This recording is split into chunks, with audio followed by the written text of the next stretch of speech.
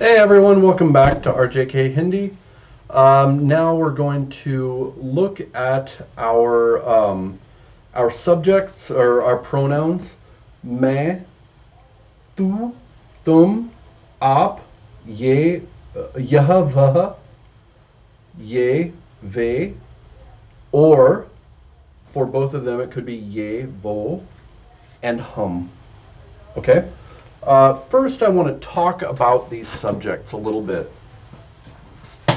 First thing is, मैं is always मैं. Okay, when I say me, it's always मैं. Now, there are some people, especially if you watch movies where there are kings talking, or if you are in villages, sometimes they will use hum, like the royal we call it. We want to do this. Sometimes people that think really highly of themselves, they say we. Sometimes you will encounter that, but overall, मैं. But remember, मैं.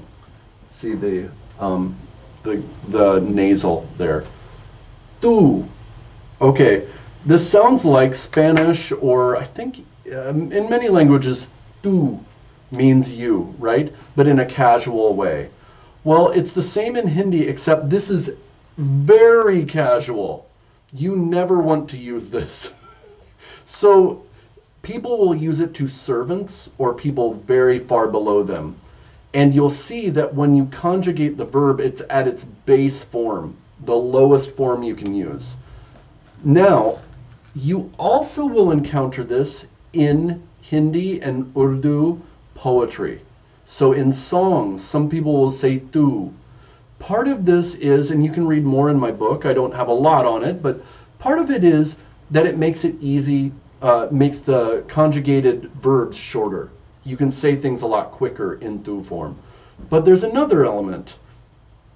In the idea, especially in the Sufi idea of God, which had a lot of influence in India, God is tu because God is closer to you than anyone. So God is, sometimes they say like a lover, close enough that God is like a lover. Now, they're not saying that God is a lover like we would think, but that's how close you are. So think of it like this. When you are proper, you are creating distance between yourself and the other. Okay? I say Mr., Sir, thank you, please, and that forms distance between me and the other person. As I get closer to them, I don't have to use those anymore because we know each other, right? I don't have to use those formalities anymore. That's the idea here. God, you're so close to God that you use tu. This is the same with love. When you're very in love with someone, in romantic poetry, they say tu. Because you're that close, you don't have any formality between yourselves. So now you're starting to see in Hindi-speaking culture, or maybe South Asia, there's this idea of closeness where you don't have formalities anymore. Sometimes you'll hear people say, oh, drop the formalities. No formalities here. Let's just be close. But I would recommend you always use आप until the person starts using tum. Tum is actually somewhat formal. And you will see that it's actually plural. Respect is plural in Hindi. Okay? When I talk about my father, I always talk about in the plural. I don't say mera pitta, which would be my pitta, it would be masculine. I say mere pittaji, which is plural form of the masculine of my. Mere pitta, almost like I'm saying I have multiple fathers, but that's not what it's saying. I respect my father so much that I talk about him in the plural. Well, आप is not only plural, but extremely polite. So polite that you don't have to say please when you use आप, because the verb form is going to change to that आप form, and it means please already. You're being polite. This is when you're with friends. Sometimes in other, like in villages, they will say tum all the time. Sometimes they'll even say tu. I think Haryana, they're very casual, and sometimes other people think they're rude. So always go for आप. Okay, you're going to sound nicer. People will feel like you're respecting them. And then as you learn, you can start calling people tum. I use op most of the time. My friend gets on me about that. She's a teacher, and she tells me to stop using all of that, but I still do it. Okay, so tum. So here's the use. Tu, don't use it, but notice it in songs. Okay, and notice it in movies. If you hear someone call someone tu, they're either romantic towards them or they're talking about them like they're dirt. They're way below them. Tum is with friends or with family. Unless it's your father, then you want to say op, father or mother. Op is very polite. Okay? Now we get into this. I say ye and vo for all of these. But ye, yaha, vaha, and you can see how they're spelled. Yaha, vaha. These are it, she, he, she, this, and that. Ye, vo. Ye is close, vo is far. And you're going to see this in many types of conjugations. Ye, ve. I also say ye and vo for both of these.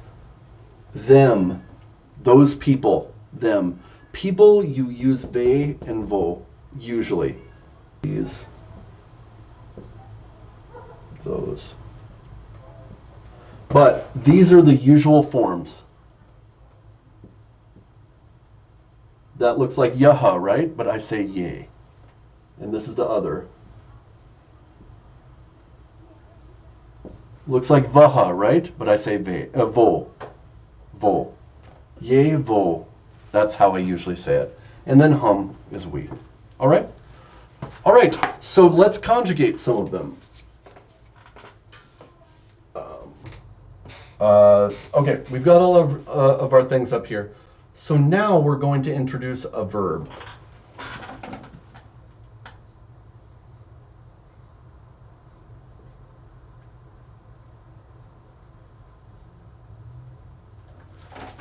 Hona. To be. Hona. Hona, to be. Notice the na on the end indicates that it's a verb, just like I say to be. It indicates that it's the infinitive version of the verb. If you look it up in a dictionary, you're going to find hona. Okay? It just like in English we write to be, and then we change it to is, that, is, was, are, am, right? So hona means to be. How do we conjugate it into the present simple for all of these subjects? Here we go. Main, whom.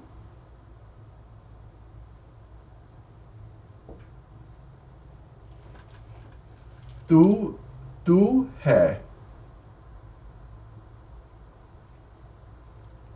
Tum ho. Aap हैं. यह वह है. ये वे हैं. हम हैं. All right, so let's look at this. I'm going to point out that this is how you write it. For these two here, this is how you write it. Hai. Now let's look closer. Look, there's a lot packed into that symbol, isn't there? There's the ha symbol with the u under it, not the the u. And then there's the mark at the top for the right? So main, whom. Notice the guttural or the nasal at the end of each of those. Main, whom. I am, right? I am. I am. Tu hai.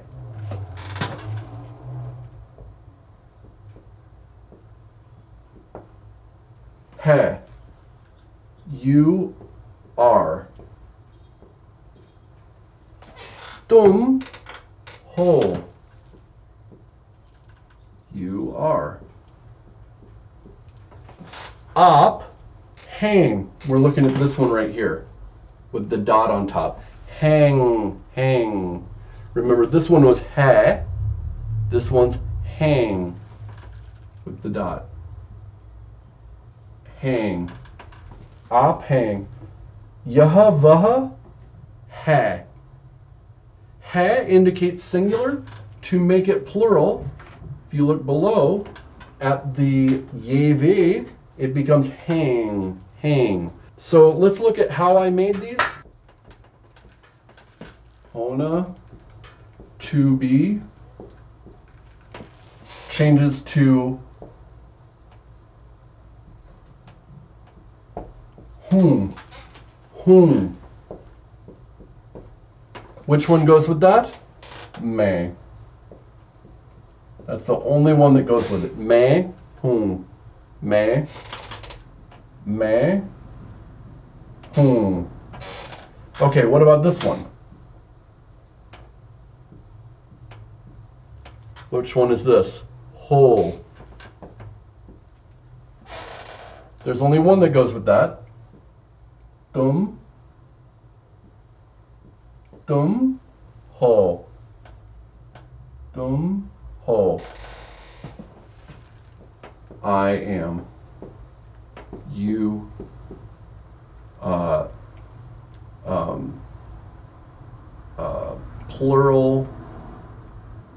Plural.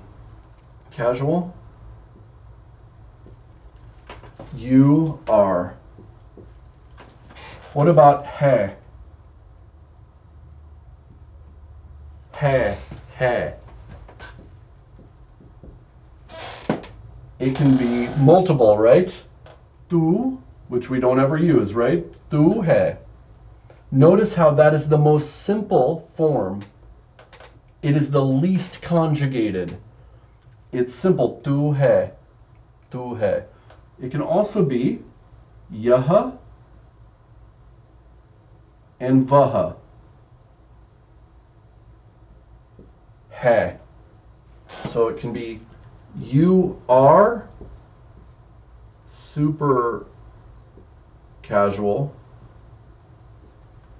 It can be it, that, this, he, she, is. Okay, now what do we have left? We're going to make he, and then what do we do to make it un? There we go, the dot. This is for ye, and ve. So hang. So these, those, they are.